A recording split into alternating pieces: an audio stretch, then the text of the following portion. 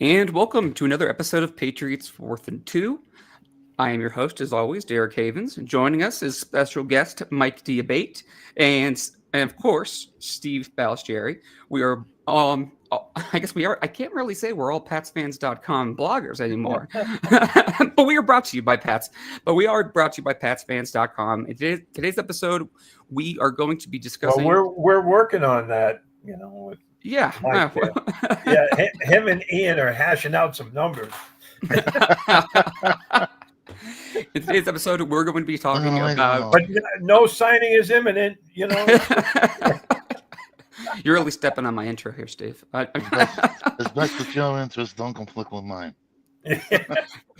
In today's episode, we are going to be talking about basically the 2025 NFL Draft, and we have some mailbag questions that we asked people to send in. So we have a couple of those to discuss. If anyone's listening live and wants to send in a comment or have a question, feel free to do so, and we'll go from there. Gentlemen, how are we doing? Doing well. We're doing very well. I mean, we just finished up our little chat with Field Yates, which that was just awesome. I love talking to him about football because, he's one of those NFL insiders, and his knowledge is up there with anyone. So that was a lot of fun. We were glad we were able to do that, and hopefully people will check it out later on. But what do you say? Let's jump into some draft stuff. Let's jump into the draft stuff. I mean, Fields made a comment when at the beginning of the show, talking about kind of all the craziness of the draft and how it's 10 days away. I feel like we're at the point, and I've been at this point for a little while now, where I just feel like you're so kind of overstimulated, I guess would be the word, because you're hit with so much content and so many different scenarios and so much rumor and things like that. So I'm excited for it to be here and to see who the Patriots pick. It's always one of my favorite times of the year. Mike, by the way, did you have those questions pulled up that you sent to me? Not to share on the screen, but do you have them pull them up and just read them off? Yep, I got them right in front of me. Absolutely. All right, go ahead. All right, so right off the top, I want to give a tip of the cap to my good friend Joel Shapiro. Joel from Hull, longtime everydayer of mine for a number of years, and I know Joel was definitely a contributor and a big-time fan of Patriots 4th and 2. Joel wanted to know, should the Pats draft a running back in the third round to protect against Ramondre's future with this team? Gentlemen, I'll take the ball here first, and then I'll kind of open it up to the discussion on your end. Joel, to answer your question, yes, I absolutely believe the Patriots should have running back on their radar. And I think third round between 65 and 94 is a reasonable spot to consider drafting a player at this position. Now, look, if the Pats are going to go all in and they really want to get a guy that could have potential three-down capabilities, there were guys near that realm that I think they could possibly have. USC senior Woody Marks is the hot name right now. A lot of people are mentioning him as a possibility. Bottom line, this kid has the size and the speed that I think Josh McDaniels would like in these types of runners. Doesn't have necessarily home run speed. A 4.54 at the combine, not necessarily going to illuminate the stat sheet. But what this kid does have is short area quickness, and that's something that Josh tends to love in his running backs. I don't think he's scheme specific, which is why someone like a Bishul Tootin out of Virginia Tech could be someone that I might stay a little bit more away from, even though I think he has maybe greater potential to be an impact back in this league and maybe an everyday three down contributor. He's a little bit more specific to that type of Shanahanian type offense. I think right now, if you're going to look at what Josh does well, even incorporating some of the modern schemes that he's going to incorporate, I think Marks may be a more safer bet. So he's a guy that I'm looking at right now for the Patriots. If in fact they want to go for the latter part of the third round and still maintain some flexibility early on to fill bigger holes on this roster, look at a guy like Marcus Yarns out of Delaware. He played 5 seasons for Delaware, so he's not going to catch an awful lot of eyes from that perspective. But this kid has the ability to contribute in the passing game.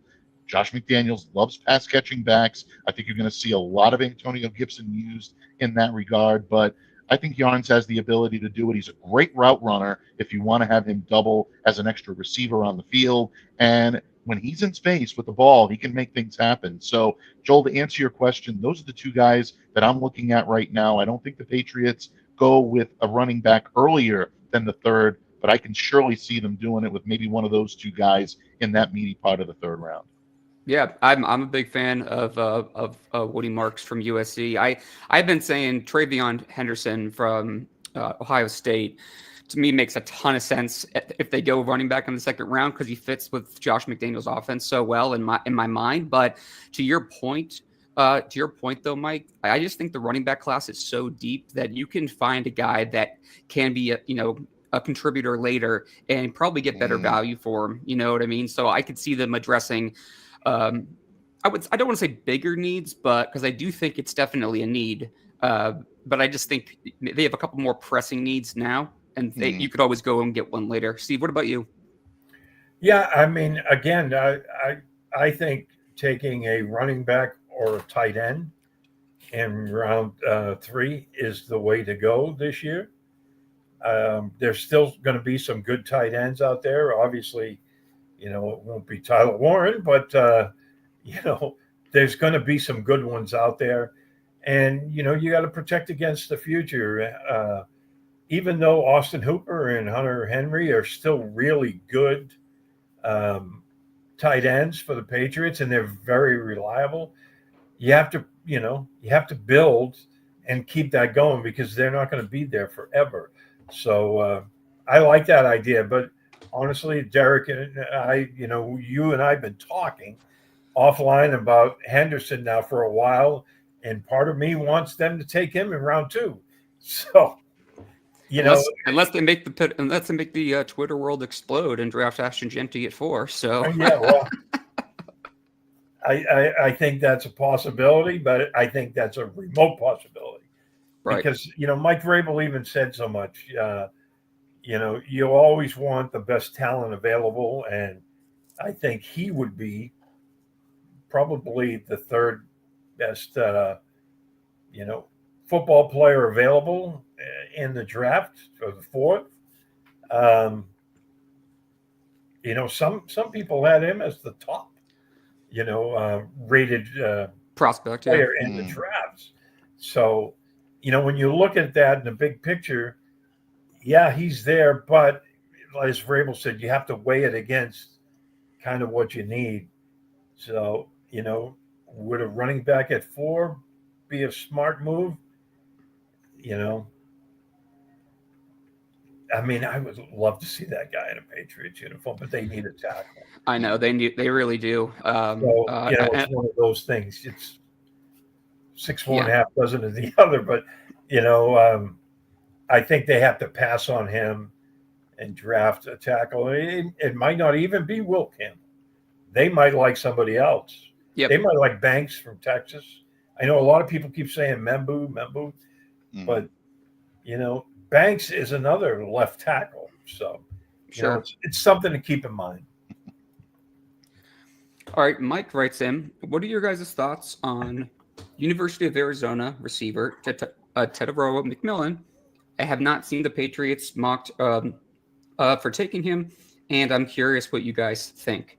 I will take this one because as a University of Arizona alum, I do watch a lot of games, and I'm torn on him. To be honest, I think he is obviously intriguing player, but the speed definitely scares me.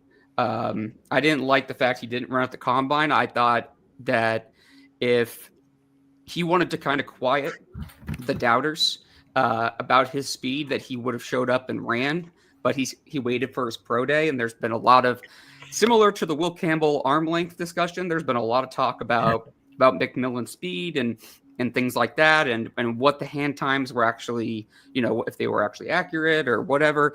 I just feel like at 4, there's too many other players, I think, guys, that I would feel more confident in, and that's so I would go a different direction. Mike, what do you think about that? Yeah, I think you're absolutely right. I mean, look, the knock on Ted is that he's not going to bring you that breakaway speed that you're going to want in a potential number 1 receiver. Now, I know Patriots fans are quite high on Stephon Diggs and what the ability that he's going to have coming in here. We're still not completely sure about his status to start the season. He looks great in the videos that he's showing, and I think everyone that's viewing this podcast or listening to this right now is saying he looks great. He's going to be ready for day 1. I hope he's ready for day 1. He looks like he's going to be, but until you get into competition level out there, it's so difficult to say. So if the Patriots are going to be looking for that guy with breakaway speed to be able to take the top off the defense, so to speak, yeah, there are concerns about Ted McMillan in that regard, but this is a guy that can definitely come in, make contested catches. He's a solid prospect, but again, you look at the Patriots' needs, and I just think that if it's going to take that pick at number 4 to secure him, because I don't think they'll be trading down that. I don't think they'll be trading down to a position where they could still trade down and then pick him back up again. There is too many needs that the Patriots have, namely left tackle. I'd be a little reticent to use that number 4 capital on Tetronium McMillan. What about you, Steve? Yeah, I'm in the same boat. I mean, I know a lot of people have been talking about him since, basically since the Super Bowl ended and possibly before. But that speed thing worries me a little bit because we've seen the Patriots kind of stumble and fall when drafting guys like that in the past, or even bringing in guys like that. Now, there have been exceptions, I go back to Jojo LaFell, who, I remember when they brought him on, a lot of people were really blasting Bill for this, and he worked out really, really well for them. So part of me is like, okay, yeah, they can hit on this guy, but part of me wants to say, nope, he might turn out to be a great football player in the NFL, but I'm just a little worried about the Patriots taking a guy like that.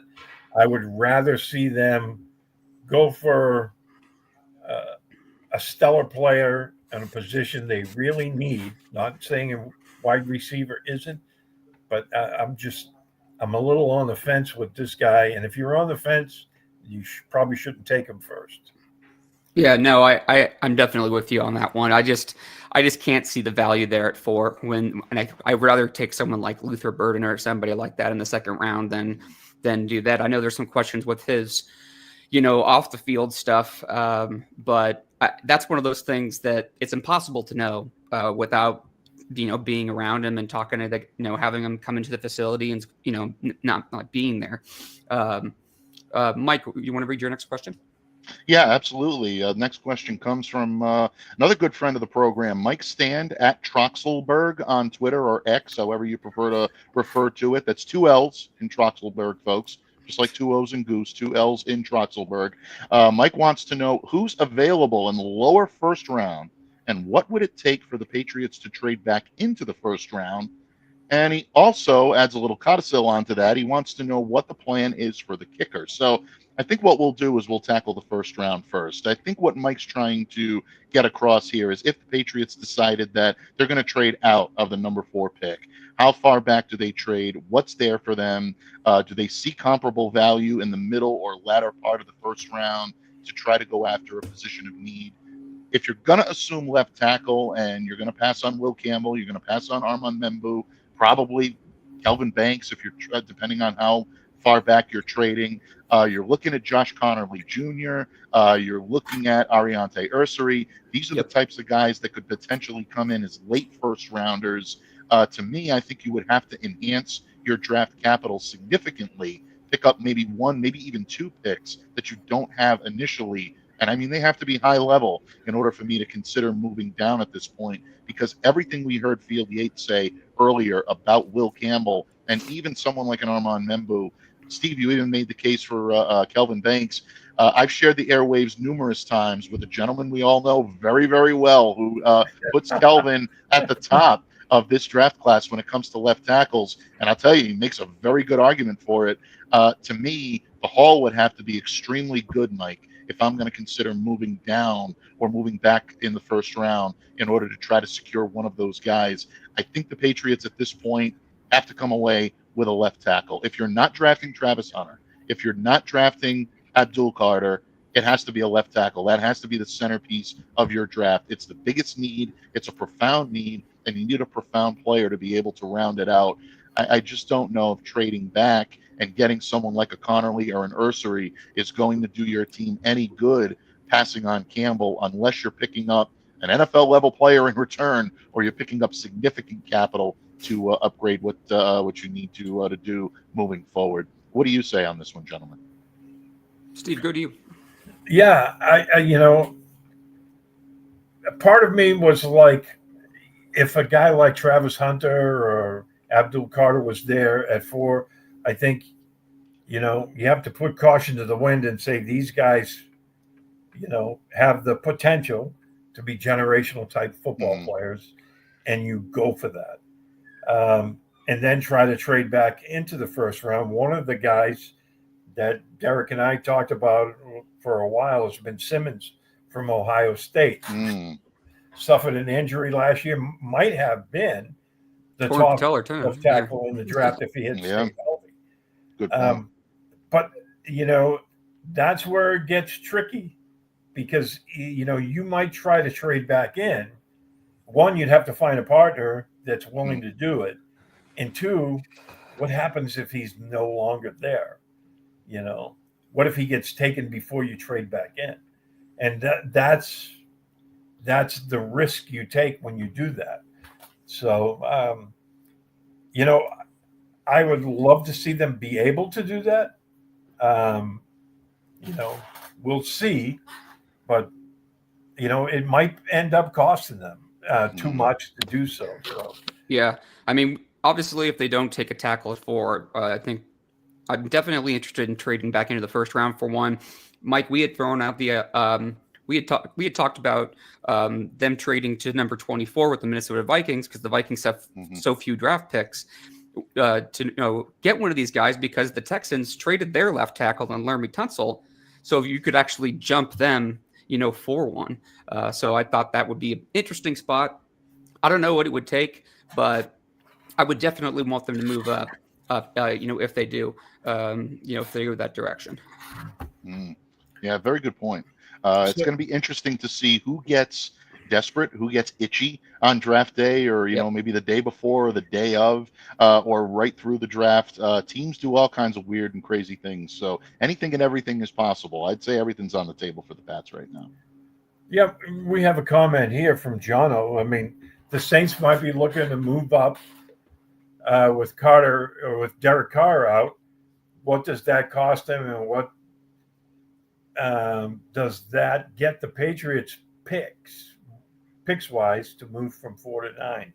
Well, I'll answer this one first, and then you can have at it, Mike. Evan Lazar came up with what he thought was a fair trade for moving back from 4 to 9, and that would be, of course, the number 9 pick, the Saints' number 40 pick, and a third rounder in 2026.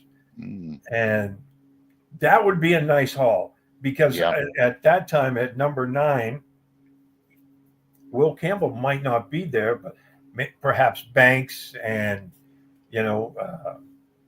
Josh Connerly are still hanging around at that time, or maybe you go for a different position.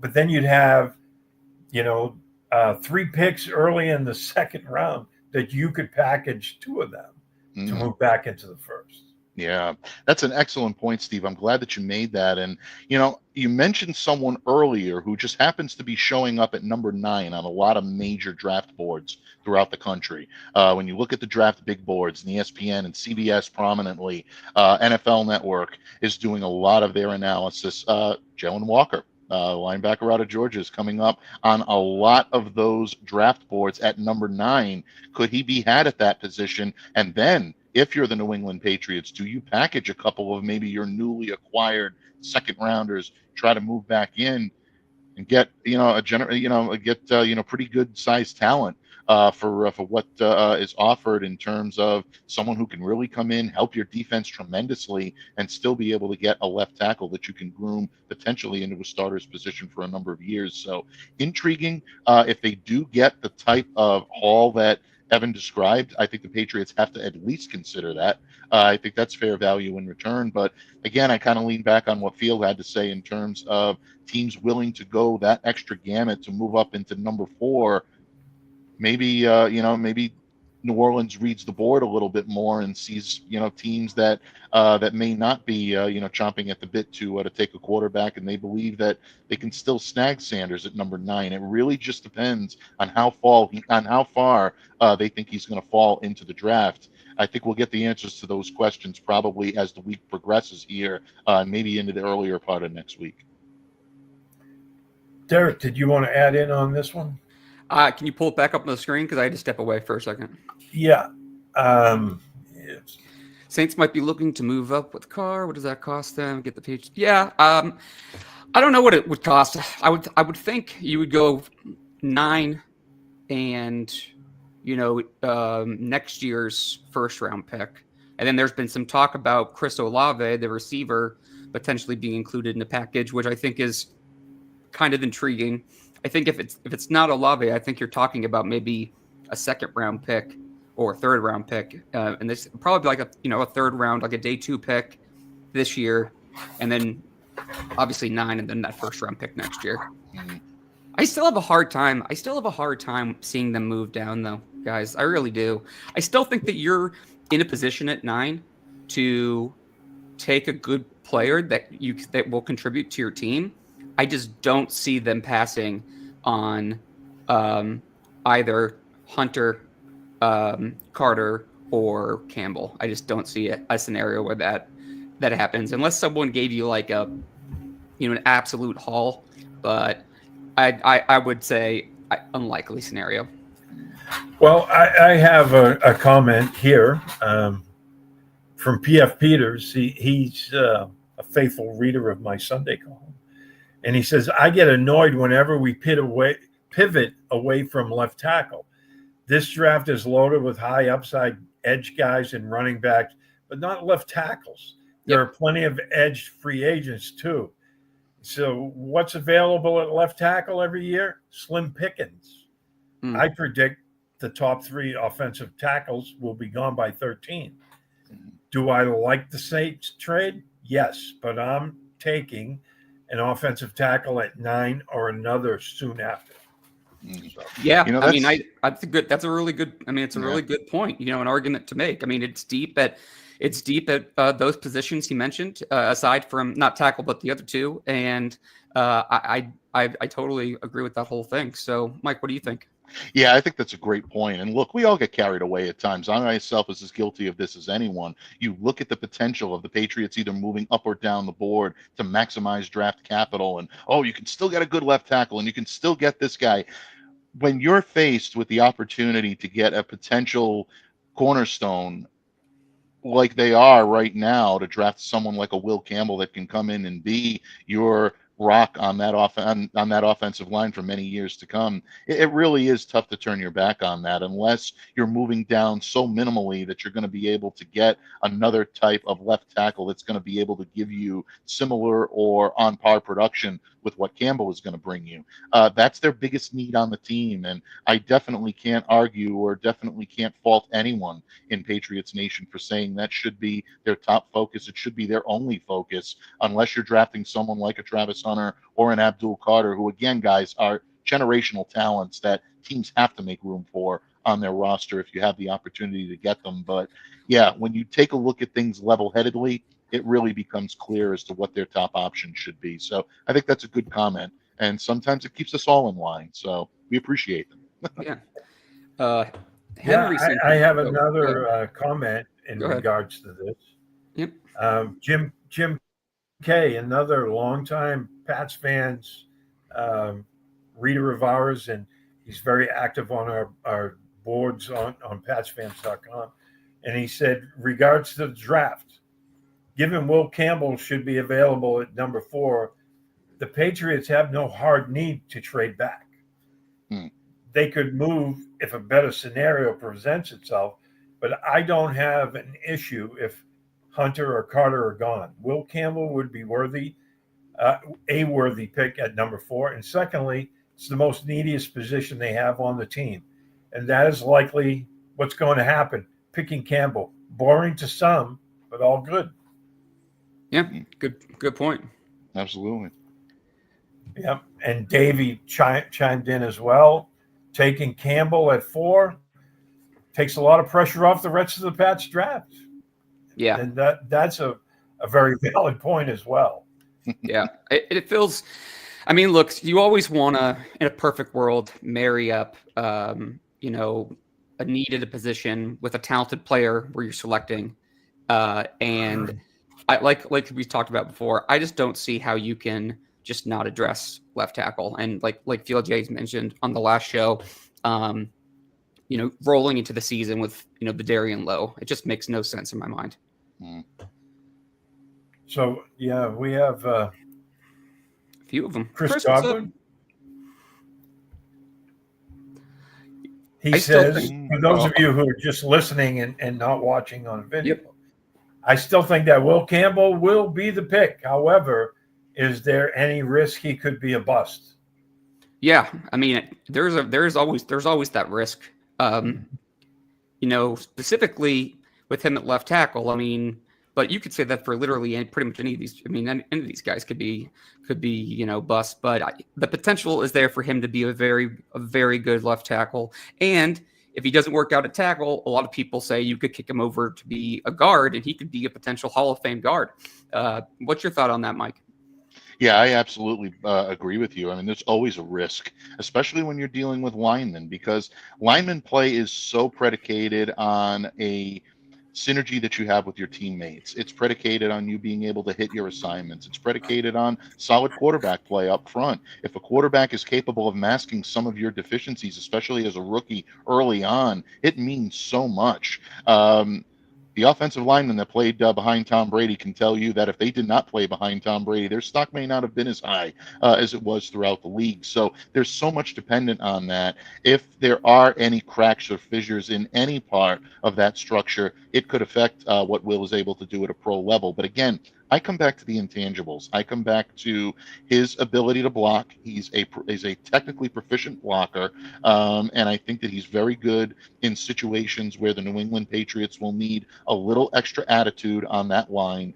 He plays with a nonstop motor, and he's someone that has, from everything that I've read and everything that I've heard on Will, the constant desire to get better. He's not the type of guy that's going to accept status quo for what he does on a football field. If he feels that he can do the job 0.5% better than what he's doing it, he's going to work every bit as hard as he can to make that 0.5% better. So when you have that type of determination, it's a guy, in my opinion, that is worth taking the risk on, even though there's always a risk that things couldn't work out.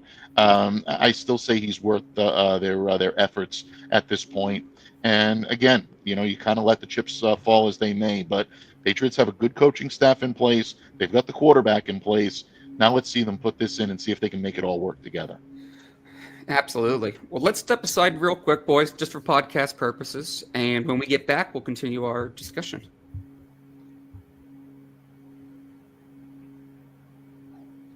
All right, we are back here on Patriots 4th and 2. Steve Balistrieri, Mike Diabate, Derek Havens here, talking all things NFL draft and answering questions and comments. So if you're listening live or watching live, feel free to send them in. Well, I just wanted to add my 2 cents on this yeah, question. please do. Yeah.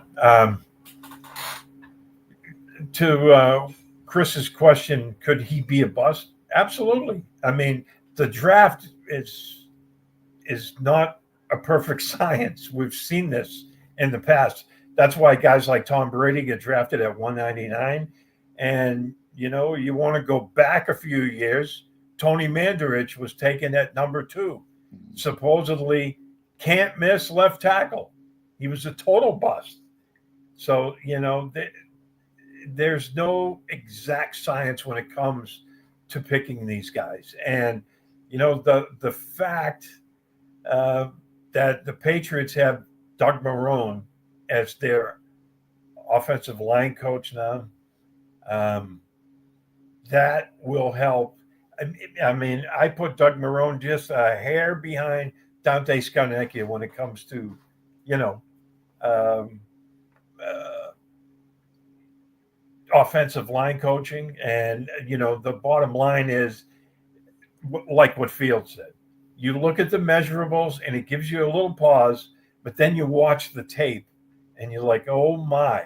And for anyone who's got questions about him, you watch the tape. The SEC is loaded with guys who are going to be playing on Sunday that are coming off the edge. And this guy more than held his own.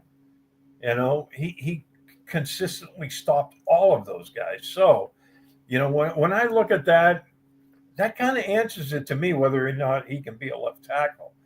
Um, I don't know, Mike.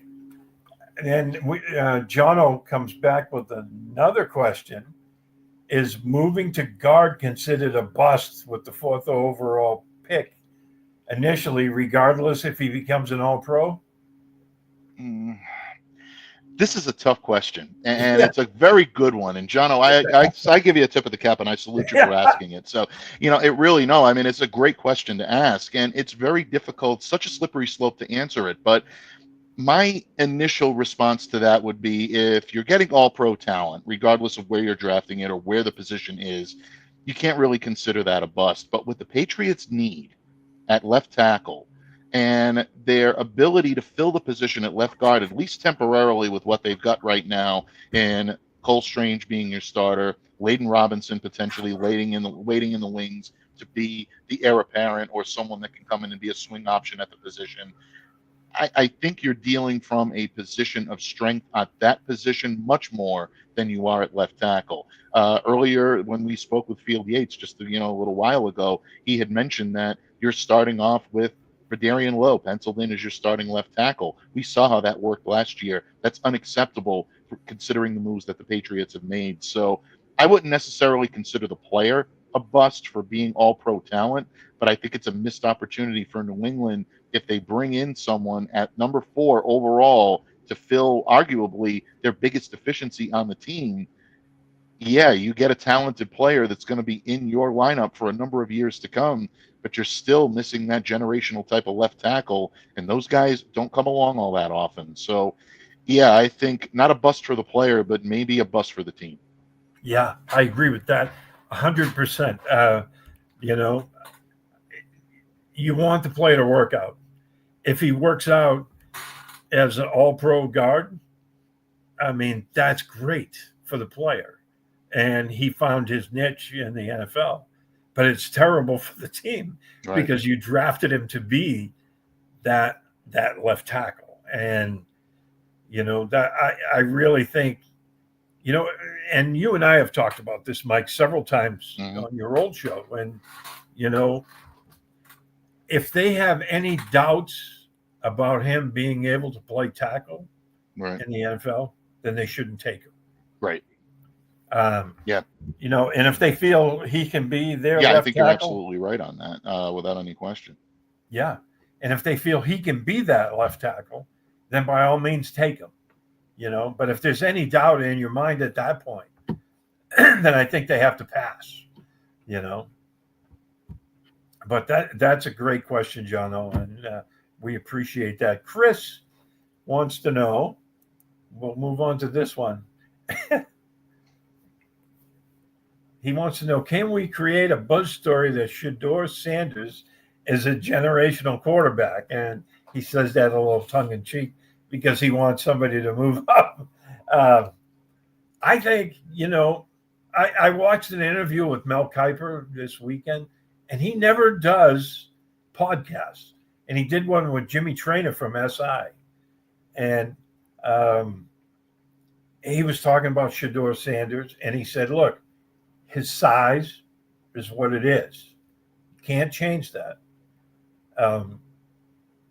His arm is what it is. You can't change that. But he said, when you talk about leadership, those intangibles and accuracy, being able to read the play on the field, he's outstanding at that. So, his size will never change. But, when it comes to his arm strength, we've seen a lot of quarterbacks get throwing coaches once they reach the NFL, and their arms get stronger. There's lots of guys who does it. Brady was one, Drew Brees. There's been a couple of others that are slipping my mind right now, but, I think Shedeur Sanders, he could end up being a generational quarterback. There's no guarantee on that either. He could be a bust, but I think there's a very good chance of it because he does have a lot of traits that you look for in a quarterback. What do you think about that one? I do. I could think that there is a lot to be said about Shedeur and his ability to succeed in this league. And I happen to be a little bit higher on him than a lot of other analysts are. I think this kid does have the ability to be a solid starter in year one and really make a significant impact and maybe even elevate a team to the point where they may be a little bit better than originally thought, maybe even try to elevate them into a playoff contender. Look, I think the knock right now, especially when it comes to the Giants situation, about wanting to take him is they're still unsure about the future of Brian Daboll in New York. And if you do select Shedeur Sanders here, is he going to be the type of guy that you are going to hitch your wagon to as the new coach and the new regime that comes in, if in fact this is Brian Swan's song in the Meadowlands, on the blue side of the Meadowlands? Is he going to be the guy that you want to go ahead and use to move forward? We saw a situation in Arizona a couple of years ago that was really difficult when it came to Josh Rosen and him being out of a job very quickly and Kyler Murray coming in. So there's a lot right now to think about. If you're the Giants, if you're the Browns, obviously you've got a lot of holes to fill. You've got a lot of decisions to make. I think they want to try to build the infrastructure before they choose to invest in a potential franchise quarterback.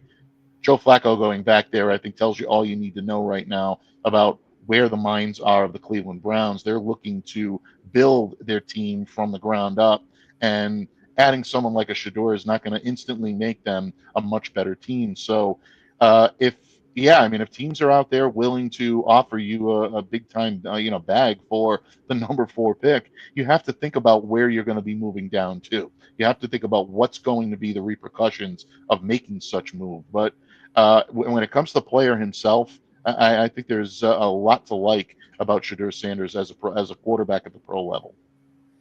Yeah, Derek, the question from Chris, I'll put it back up. I know you're kind of under the weather here. Yeah. And he wants to know. Yeah, thoughts on Shedeur Sanders? That's actually funny because Henry actually who sent in a couple questions to me. He actually was asking about Shedeur too.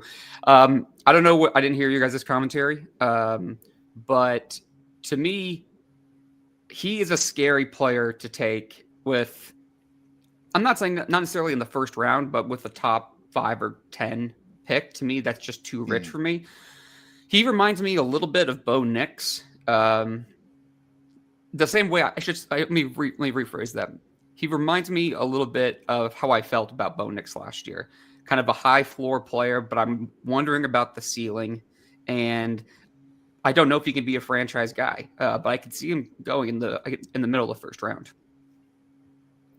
Yeah, I mean, we were both just talking about that. The opportunity is going to be there if he gets in with the right coach and the right system. For him to become a great quarterback. Mm-hmm. He has. I was telling Mike earlier. I saw an interview. Actually, it was a podcast that Mel Kiper never does. He never does podcasts. Yep. And he did one with Jimmy Traynor of SI, and they were talking about Shador, and he said, "Look, his height is what it is. You know, you can't change that. His arm strength can't get better. It is what it is right now. But as we've seen, and he mentioned, you know, Tom Brady, Drew Brees, and other players that, you know, came into the NFL with, which wasn't considered great arm strength, but then, you know, they developed it, getting with throwing coaches and whatnot. And he said, but his accuracy, the intangibles, his intelligence, it's all off the charts. So, you know, the opportunities are going to be there for him. Yeah, I don't. Again, I don't want to say I just dislike him. I just don't. I just want to reiterate that it's just a little too rich, and I'd be scared to make. I'd be scared to make that pick in the top 5. And the other aspect of Chris's question is, and I've said this to Steve, both on and offline, I don't see how the Giants can pass on taking a quarterback. Like the case for me would be, you know, Joe Shane and Brian Daboll are really at risk. They're on the hottest of seats, and if they don't take a quarterback, they're probably going to get fired next year. If they take Sanders and he pans out and plays well, they probably just save both of their jobs. So that would be the case I would make for Chris's point of drumming up some interest in Shador. That would be my the case I would make for that. I don't know if they're going to do it. It seems like they're not going to go quarterback. I could see a scenario kind of in what, you know, Field mentioned, maybe someone trading back into the first round. I could see the Giants, you know, going up for someone like Jackson Dart or something like that, coming back into the first round and taking quarterback, something like that. Yeah, and you make a good point. I mean, if they draft Shador, I mean, he's going to come with the hype train, right? We know this. Yeah, we know that. Because, I mean, he's got a lot of the same swagger that his dad had, you know, and expectations will be really high for him. So if he, you know, if the Giants do pick him and he, he shows a lot of promise, I think you're right. You know, I think Daboll would keep his job. And, you know, but does that justify taking him there? I don't know. I mean, I guess it's going to have to depend on how you feel about the player. But, you know, lately I've been hearing a lot about Cleveland taking Travis Hunter and the Giants taking Abdul Carter. They already have like 4 good edge rushing guys. And, you know, like we talked about running back for the Patriots, you already have 4 good edge rushers. Granted, he's going to be fantastic. You know, do you take a guy like Abdul Carter and then try to trade some of those other guys? I don't know. Yeah, I really don't know the answer to that question, but it's interesting. Chris says New York does love a hype train. That's a fact. Yeah, they do. Yeah, they do. I think it's worth, you know, at least, you know, kicking the tires on if you're a national analyst and you're looking at a storyline heading into next week.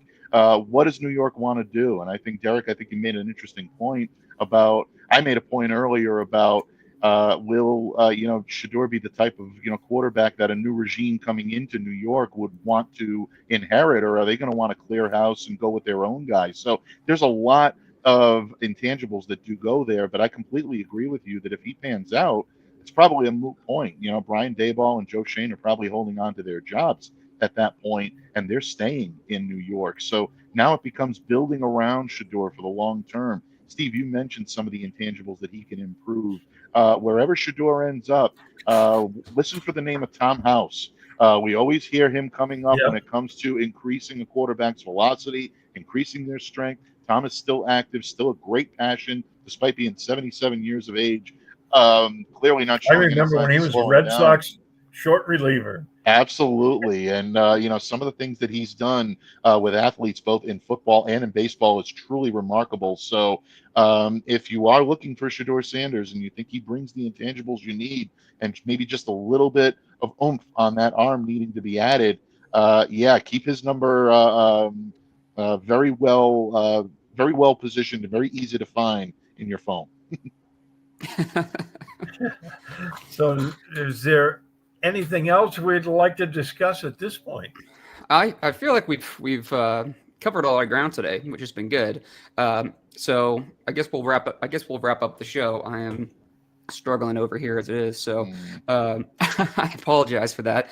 But we will start working on our first round, and that will be out. We'll do that next week, before the show, and then, like I said, we'll do a recap after that. But for Steve Balistrieri and Mike Diabate, I'm Derek Havens. I want to thank everyone for listening to this episode of Patriots 4th and 2. Please do subscribe to us on our YouTube channel as well as Apple Podcasts. Like, share, leave us a review wherever you get your podcasts. It keeps us high in those rankings so other Patriots fans can find us. Please be sure to check out patsfans.com for some great content, and we will see you guys next week. That's a great comment from Chris. Brian Dayball should throw the Hail Mary. So and draft Shador. But let's end it on a good point. And hey, like Mike is always fond of saying, be safe, be well, and be the change you want to be. Have a good afternoon, everybody, and we'll see you back pretty soon on Patriots 4th and 2.